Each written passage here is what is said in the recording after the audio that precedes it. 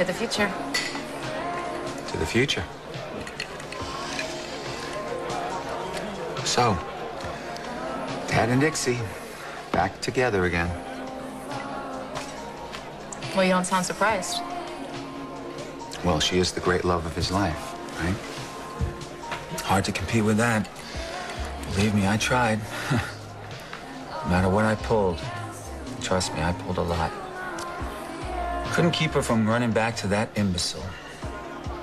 Just gonna go ahead and ignore that last part. Well, most people do. So were you in love with her? It's a sad habit of mine, falling for unavailable women. I think we'll have another round. Should I order some food? No, thank you. Just the drinks. Of course. Thanks. You do know that it's not a good idea to get bombed on an empty stomach, right? Thanks, Doc. So why don't you tell me a little bit more about you and Dixie? Was it always one-sided? No. No, there was a time when Dixie had genuine feelings for me. Of course, that got Dumbo's blood boiling. I mean, a random affair, you probably could have gotten over that. An affair with me? Forget it. Dixie never lived it down. Made her less human in that idiot's eyes, or at least less worthy of being a sainted Martin. Which is really hypocrisy at its best, considering that Tad was notorious for sleeping around. I heard. Tad the cad. Oh, so he regaled you with his tales of his glory days, huh? Thank you. Very well. Thank you. And I'm sure you thought it was cute, considering that the two of you are still in your honeymoon phase, right? Actually, we technically didn't qualify. Really? So being married to Tad wasn't a nonstop joyride? That's not what I meant. Wow. This is getting interesting. Okay, just forget I said it. No, wait a minute. This was your idea. You wanted to talk about love and marriage, right? So go ahead, spill. Okay. Wasn't a real marriage. Not in a traditional sense. It's a lie.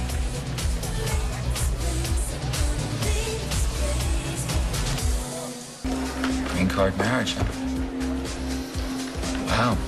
Dad takes a walk on the wild side. He saved my life. And I'm sure you're very grateful. Perhaps even more than that, huh? All right, you gotta tell me. What is it that women see in that oversized gnome? Okay, I'm gonna tell you that this is pointless because Tad and I are meant to be, and it's time to move on. Where to? I'm gonna go underground, to avoid deportation. Well, that's not the only way. Staying married to Tad's not an option. Why not? Well, I'm sure that he'll go through the motions just to keep you alive. He probably would, but then where does that leave me? I'm stuck.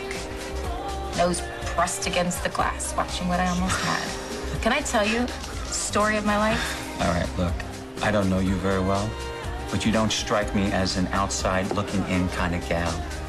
Well, that's because you don't remember that I spent most of my adolescence in hospitals, watching the world go by. But I'll tell you, when I beat that cancer, it was like full steam ahead for me. College, med school. I did everything I could to make up for all that lost time. But you did join Doctors Without Borders, right? I did. I met Jake. We fell in love, and he was like, I actually thought he was going to be my soulmate, but, being a doctor, that came first. I made this decision, and that particular decision cost me everything, and I was back on my own again. So you landed right here in beautiful Pine Valley. But for the first time, I actually felt like I was part of a community. There were friends, I had family, I had a parking spot at the hospital. I let myself believe the dream. Well, I'm just grateful there were no more Martin spawn out of it. Thank you, God. It's terrible. until the rug was pulled right out from underneath me. And my brother, too. And I suppose you despise me for that. Saving lives? No. Dad and Kathy and Kendall, they're like some of the sweetest people I've ever known, and they deserve to be happy. And what about you?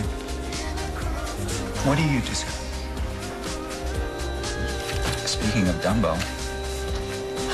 Don't let him see me.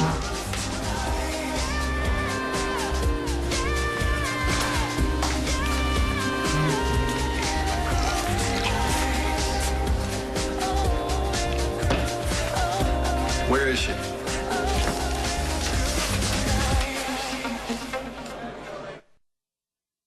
Now she's your wife. Maybe you need to keep closer tabs on her, huh? Dave, don't trick me around, okay? That's exactly what I'm doing. The cab company said they dropped her off here. Have you seen her or not? As a matter of fact, I have. Albeit briefly. Well, did she tell you where she was headed? Nope. But by the looks of it, she didn't look happy. Yeah. You're welcome, by the way. For what? What did you do now? Wow, I'm shocked. Is that any way to talk about our dearly beloved Dixie? You know, Dave, you saved her. And don't get me wrong, for that I'm grateful. But you also scared the hell out of her. Now, I don't know how you did that, but I intend to find out. And when I do,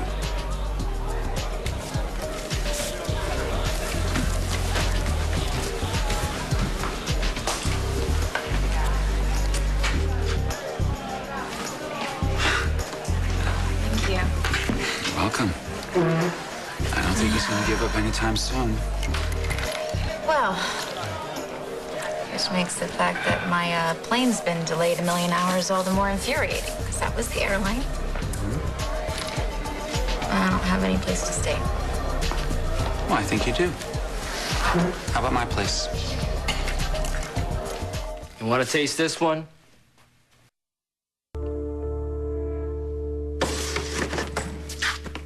So, what's with the hotel room? Well, I had a few houses since I've been here, but they never felt like a home. Why? Oh, I don't know. Maybe because the not-so-fine citizens of Pine Valley haven't exactly welcomed me with open arms. You're still here. Yes, I am. I guess I'm a glutton for punishment, huh? Can't seem to let go of the place. Or maybe you're just trying to prove yourself to those not-so-fine residents of Pine Valley. Maybe. No, definitely. It's part of the reason why I started Project Orpheus. I thought that if I can dazzle them with my miracles, that they would be able to see the error of their ways and let me in, including my daughter. Well, those doors aren't exactly flying open now, are they? Can I get you a drink? That would be great, yeah. It's unbelievable. No matter how many people I save, how many miracles I perform. You always feel like you're on the outside looking in. It bothers you, doesn't it, not being accepted?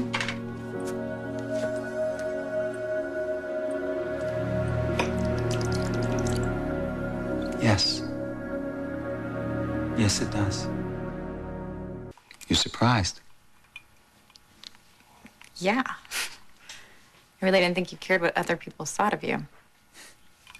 Because I'm a cold, heartless bastard, right? I didn't say that. Well, everyone else has. Believe me, I've made my mistakes. Made some very poor decisions. But I've also done unbelievable, incomparable good. It's hard to shake a bad rep. Yeah, right. Try impossible. Well, people are in shock, you know? Give it time. Let the reality sink in. You're right. You're kidding yourself. Trust me. It's only going to get worse before it gets better. Before long, the elation is going to die down, and I'm no longer going to be the genius who saved Zach and Dixie. I'm going to be the monster who kept them from their families, kept it a secret. Excuse me.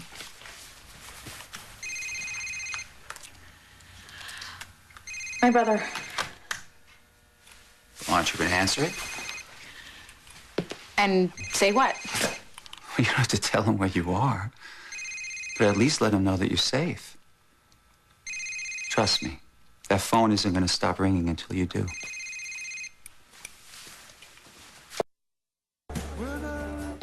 You're right. Everyone's worried. Well, then maybe now they'll worry a little less. Although, frankly, I don't think Tad has much of a leg to stand on. He didn't seem too concerned about you when he spent the night out with Dixie.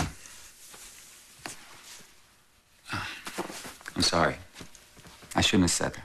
Ah, it's the truth, right? I thought you might like to get some rest before your flight. Thanks. You're welcome. Look, I know you think that everyone hates you in this town, but I don't think it's true. Oh, no? Name one person. Aside from my daughter, and even that's debatable. Me? I have some extra shirts. What? I'm surprised that you're uncomfortable hearing that someone actually likes you. I believe the exact term was doesn't hate. That is not exactly on par with like. Okay. I will rephrase it then. I like you, David. Well, that's a very lonely club. Well, I'm used to being alone. Remember? When I met you, when I was sick, you were this force, you know? You were brilliant, yet empathetic, and I was impressed. I still am. So. Well, I have no doubt that you'll be joining forces with the masses before long, demanding me drawn and quartered. Maybe. But, I don't think so.